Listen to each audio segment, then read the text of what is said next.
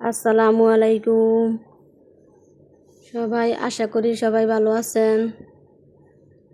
আজ আপনাদের মাঝে নতুন একটা ভিডিও নিয়ে হাজির হয়েছি। তো সবাই আজকে কি কি রান্না করতেছি দেখতে থাকুন। আজ আমি এখানে আনসিজনে চালতার আচার বানাইলাম।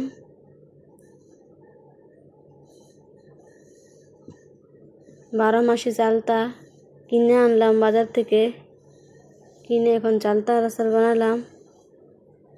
প্রথমে আমি তেল ছাড়া কীভাবে মজাদার চালতার আচার বানানো যায় আমি এখানে তেল দিই নে।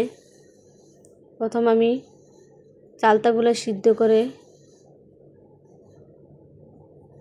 পাতলা পাতলা করে কেটে চালতাগুলো সিদ্ধ করছি। সিদ্ধ করে কড়াইয়ের মধ্যে বসিয়ে দিছি, লবণ দিছি পরিমাণ মতো 2 চামচ। কিছুক্ষণ নাড়াচাড়া করে তারপরে চিনি দিছি। চিনি দিয়ে অনেকক্ষণ চিনি থেকে পানি ছাড়ছে। এই দেখুন পানি ছেড়ে এখন হয়ে গেছে আমার চালতার আচার।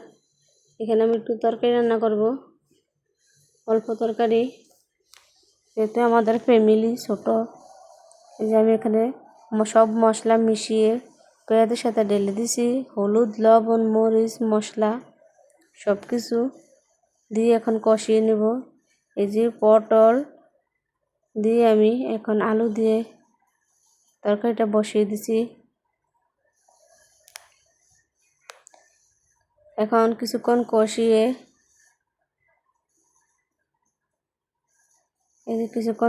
নিছি। এখন আবার একটু এই যে আমার কষানো হয়ে গেছে। এখন আবার একটু ঢাকনা দিয়ে রাখবো, দিয়ে ভালো। এই যে এখন জল দিছি, গরম জল। সবসময় আমি তরকারি রান্না করলে গরম পানিটা দিতে সবসময়। এখন গরম পানি দিছি, বড় কষে মাছ দিয়ে দিব। এখানে এক এক করে মাছ দিয়ে দিছি। মাছ হয়ে গেছে আমার মাছ দেওয়া। এখন কিছুক্ষণ এই যে আমার তরকারি শেষ, রান্না ডান। মাছের তরকারি একটু ঝোল রেখেছি, বাচ্চারা খেতে ভালোবাসে। তো আমার ভিডিওটা দেখেন।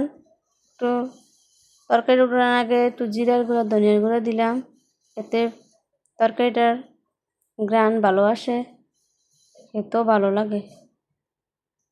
তো সবাই যদি আমার ভিডিওটা ভালো লাগে লাইক, কমেন্ট, সাবস্ক্রাইব করবেন। আপুরা ভাইয়ারা সবাই আমাকে একটু সাপোর্ট করুন। তো এখানে আমি পটলের ভর্তা বানাবো। পটল উপরের খোসাটা আমি দাও দিয়ে আছে ছোট ছোট পিস করে নিতেছি, কাটতেছি। এই যে কেটে আমি এখানে একটু পানি দিয়ে বসিয়ে দিলাম। এই যে সিদ্ধ হয়েছে আস্তে আস্তে। আমি এখান থেকে পানি পালাবো না, এতে পালালে পটলের ভিটামিন গিয়ে। এই যে আমি পানি টানিয়ে এখন অন্য পাইপের মধ্যে আমি একটু হালকা হালকা করে শুকনো শুকনো করতেছি